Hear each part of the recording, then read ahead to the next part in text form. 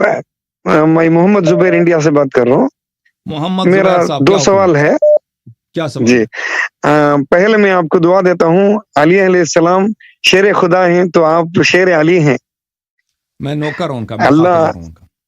اللہ آپ کا علم میں اور ترقی عطا کرے. تھینک یو میرا سوال یہ ہے کہ ابو بکر تو غلط ہیں، آپ کے تقریر سے ہم کلیئر کٹ سمجھ گئے ہیں. اب اللہ تعالی سورہ توبہ میں آیت نمبر 40 میں کہہ رہا ہے ثانی اثنین اذ ہما فی الغار اذ یقول لصاحبہ ان اللہ لا تحزن ان اللہ معنا. اس کے بعد اللہ جو کہہ رہا ہے انزل اللہ سکینتہ علیہ، تو کیسے ابو بکر پر سکینت نازل ہوتی ہے اللہ کی طرف سے؟ یہ ایک سوال ہے. نہیں ہوتی نا، اگر وہ غلط ہے نا، غلط ہے. ابو بکر پہ نازل نہیں ہوئی ہے. پوری آیت پڑھو. جی تو یہ جگہ علیہ انزل اللہ سکینتہ علیہ، آیا کیا کہہ رہا ہے؟ تو یہ جو سب پڑھو نا، بعد میں بھی پڑھو. نہیں، یہ جگہ جو ہے یہ وہی جو ضمیر ہے وہ ابو بکر کی طرف ہی لوٹ رہا نا. کس نے بولا ہے؟ اب یہ آیت میں ثانی اثنین یعنی ثانی اثنین سے مراد حضور صلی اللہ علیہ وسلم ہے. اذ ہما فی الغار اذ یقول جی ثانی حضور صلی اللہ علیہ وسلم ہے. حضور صلی اللہ علیہ وسلم، رسول صلی اللہ علیہ وسلم. جی جی تو آیا یہ ہے، آیا میں آپ کو بتا دیتا ہوں بھائی، دیکھ لو آیا یہ ہے، یہ ترجمہ ہے محمد جونا گڑی کی، اور اس کے بعد ترجمہ ہے طاہر قادری کے. میں آپ سب کو دکھا دیتا ہوں، ٹھیک ہے نا. آپ کا کہنا ہے کہ فَأَنزَلَ اللَّهُ سَكِينَتَهُ عَلَيْهِ وَأَيَّدَهُ بِجُنُودٍ لَمْ تَرَوْهَا. یہ سکینہ جو ہے ابو بکر پہ اتر آئی ہے، ٹھیک ہے نا. تو تائید کس کی ہوئی ہے؟ جنود کے ساتھ. جی وَأَيَّدَهُ بِجُنُودٍ لَمْ تَرَوْهَا، تائید کس کی ہوئی ہے؟ جنود کے ساتھ. بات نہیں کر رہا ہے جی. اچھا میں تمہیں سمجھ نہیں آ رہی، بات سنو. نہیں، سکینت کا سوال ہے. دیکھیں، اگر تم نے یہ ترجمہ، اگر تم نے نبی صلی اللہ علیہ وسلم کی مدد نہ کرو تو اللہ ہی ان کی مدد کی اس وقت جب انہیں کافروں نے دیس سے نکال دیا تھا. 2 میں سے دوسرا، وہ اس حالت میں تھے کہ 2 میں دوسرا تھے. جب وہ دونوں غار میں تھے، جب یہ اپنے ساتھی سے کہہ رہے تھے کہ غم نہ کر، اللہ ہمارے ساتھ ہے، ٹھیک ہے نا. پس جناب باری نے اپنی طرف سے سکینہ اس پر نازل فرما کر ان لشکروں سے اس کی مدد کی جنہیں تم نے نہیں دیکھا، ٹھیک ہے نا. تو بات ہو رہی ہے کہ صحابہ یہ غزوہ تبوک کا واقعہ ہے. غزوہ تبوک میں صحابہ جو ہے رسول پاک صلی اللہ علیہ وسلم کی حمایت نہیں کر رہے تھے، اور رسول پاک صلی اللہ علیہ وسلم کہہ رہے تھے کہ یا ایھا الذین آمنوا ما لکم اذا قیل لکم انفروا فی الارض اثاقلتم الی الارض ارضیتم بالحیاۃ الدنیا من الآخرہ.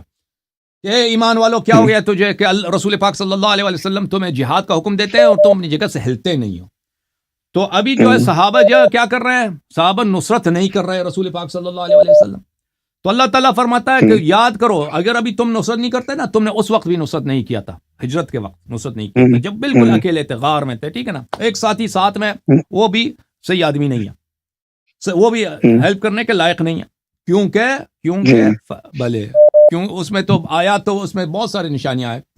اس میں سے ایک نشانی یہی کہ اس کو فرمایا غم نہ کر، لا تحزن، حالانکہ غم کا وقت ہی نہیں ہے، خوف کا وقت ہے.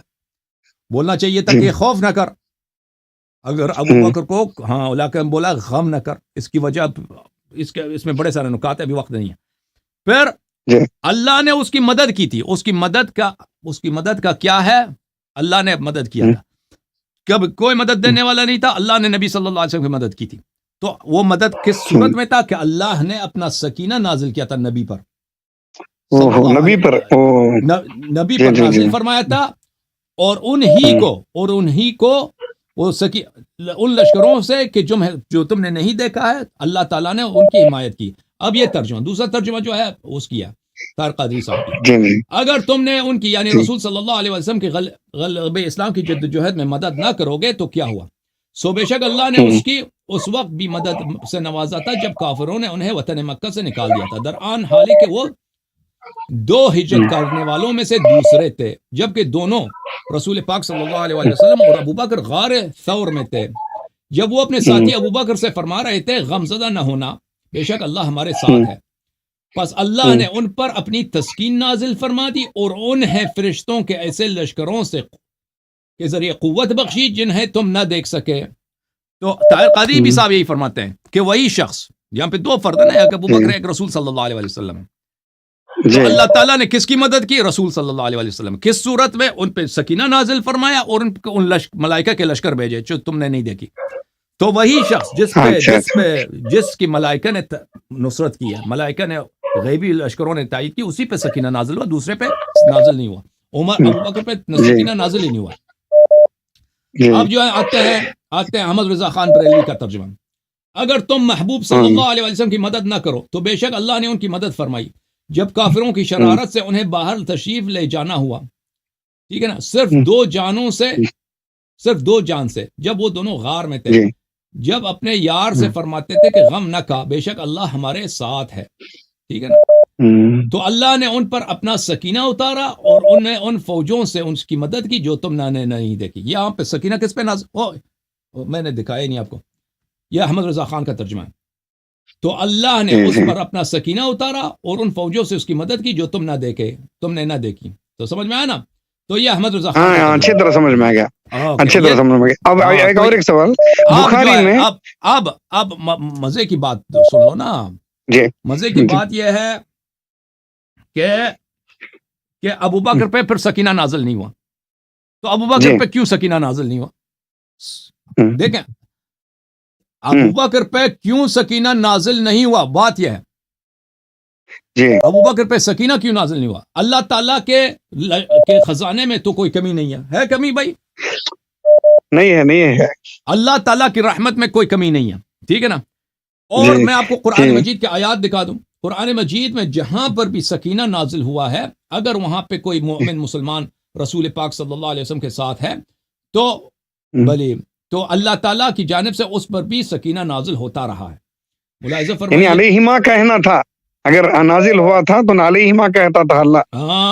تو نہیں، وہ تو واضح ہے کہ نازل نہیں ہوا.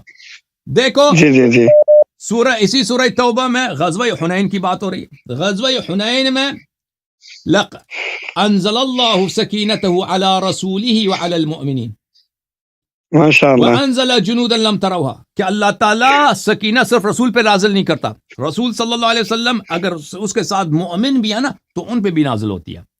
تو یہاں پر اللہ تعالیٰ نے فرما دیا کہ مؤمنین پہ نازل ہوئی ہے. سورہ مبارکہ فتح میں فرمایا هو الذی انزل السکینۃ فی قلوب المؤمنین لیزدادوا ایمانا مع ایمانہم.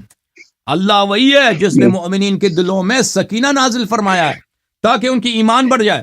ٹھیک ہے نا. جی سورہ مبارکہ فتح میں فرمایا لقد رضی اللہ عن المؤمنین اذ یبایعونک تحت الشجرہ فعلم ما فی قلوبہم فانزل السکینۃ علیہم واثابہم فتحا قریبا. کہ بیعت رضوان میں جو لوگ مومن تھے، منافق ان کی بات نہیں ہو رہی، جو مومن نے بیعت کیا مومن پہ سکینہ بھی نازل ہوا. تو یہاں پتہ چلا غار میں ابو بکر پہ کیوں سکینہ نازل نہیں ہوا. حالانکہ اگر مومن ہوتا، مومن پہ تو ہمیشہ سکینہ نازل ہوتا ہے اللہ کی جانب سے.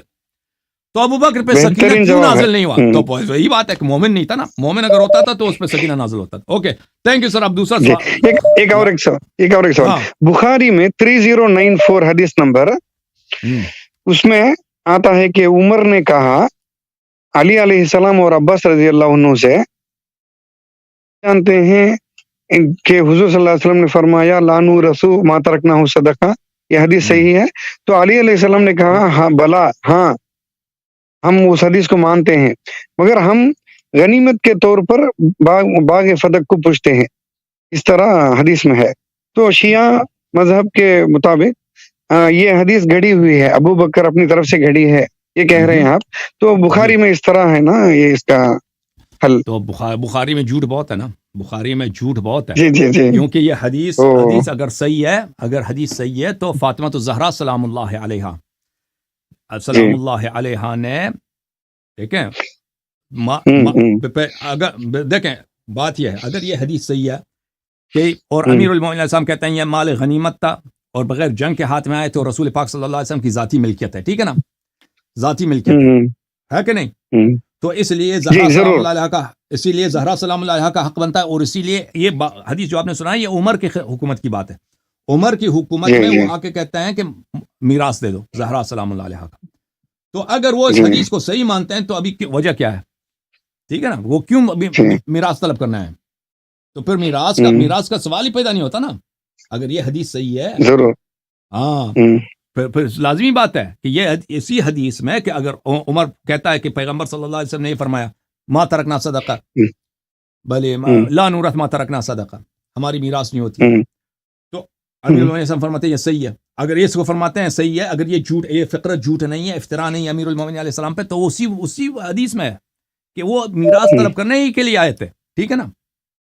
جی اوکے ختم. نہیں غنیمت طلب ہم تو وہ حدیث جھوٹ ہے، سمجھ میں آ گیا. شکریہ شکریہ. جزاک اللہ. غنیمت طلب کرنے نہیں آئے تھے، میراث.